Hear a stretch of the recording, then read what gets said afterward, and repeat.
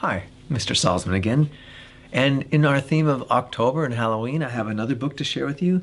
This one is by one of my favorite authors, Scott Westerfeld, and it's called Midnighters. It's a 3-book series, and I'll share the blurb, and then I'll read chapter 1 or part of chapter 1, depending on how it goes, and then tell you what I think of the book. Strange things happen at midnight in the town of Bixby, Oklahoma. Time freezes. Nobody moves. For one secret hour each night, the town belongs to dark creatures that haunt the shadows. Only a small group of teenagers know about the secret hour. Only they are free to move around the midnight time. They call themselves Midnighters. Then Jessica Day moves to town, and everything changes. Chapter 1, Rex. 8:11 a.m. The halls of Bixby High School were always hideously bright on the first day of school. Fluorescent lights buzzed overhead, their white honeycomb plastic shields newly cleaned of dead insect shapes.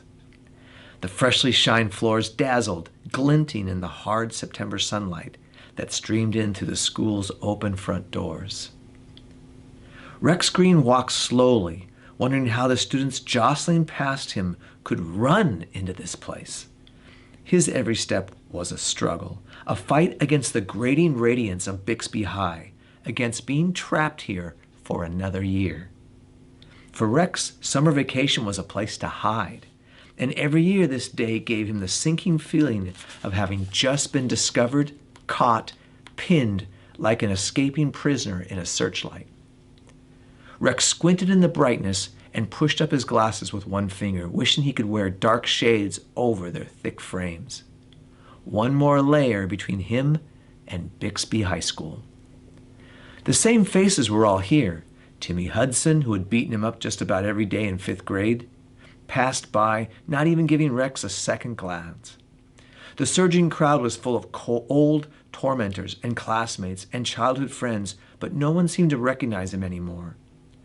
Rex pulled his long black coat around himself and clung to the row of lockers along the wall, waiting for the crowd to clear, wondering exactly when he'd become invisible. And why? Maybe it was because the daylight world meant so little to him now. He put his head down and edged toward class. Then he saw the new girl. She was his age, maybe a year younger. Her hair was deep red, and she was carrying a green book bag over one shoulder. Rex had never seen her before, and in a school as small as Bixby High, that was unusual enough. But novelty wasn't the strangest thing about her. She was out of focus. A faint blur clung to her face and hands as if she were standing behind thick glass. The other faces in the crowded hall were clear in the bright sunlight, but hers wouldn't resolve no matter how hard he stared. She seemed to exist just out of the reach of focus, like music played from a copy of an old cassette tape.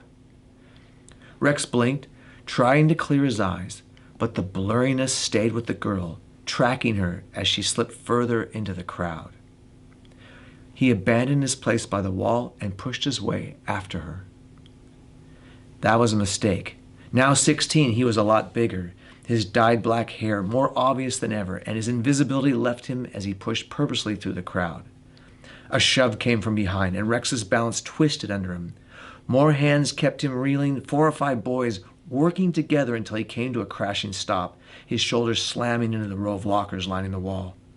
"Out of the way, dork!" Rex felt a slap against the side of his face. He blinked as the world went blurry, the hall dissolving into a swirl of colors and moving blobs. The sickening sound of his glasses skittering along the floor reached his ears. "Rex lost his specs," came a voice. So Timmy Hudson did remember his name. Laughter trailed away down the hall. Rex realized that his hands were out in front of him, feeling the air like a blind man's. He might as well be blind. Without his glasses, the world was a blender full of meaningless color. The bell rang. Rex slumped against the lockers, waiting for the hall to clear. He'd never catch up with the new girl now. Maybe he'd imagined her. "Here," came a voice. As he raised his eyes, Rex's mouth dropped open. Without glasses, Rex's weak eyes could see her perfectly. Behind her, the hall was still a mess of blurred shapes, but her face stood out clear and detailed. He noticed her green eyes now, flecked with gold in the sunlight. "Your glasses," she said, holding them out.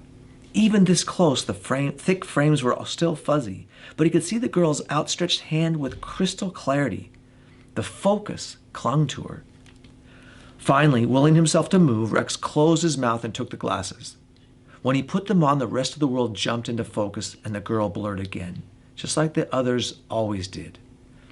"Thanks," he managed. "That's okay," she smiled, shrugged, and looked around at the almost empty hall. "I guess we're late now.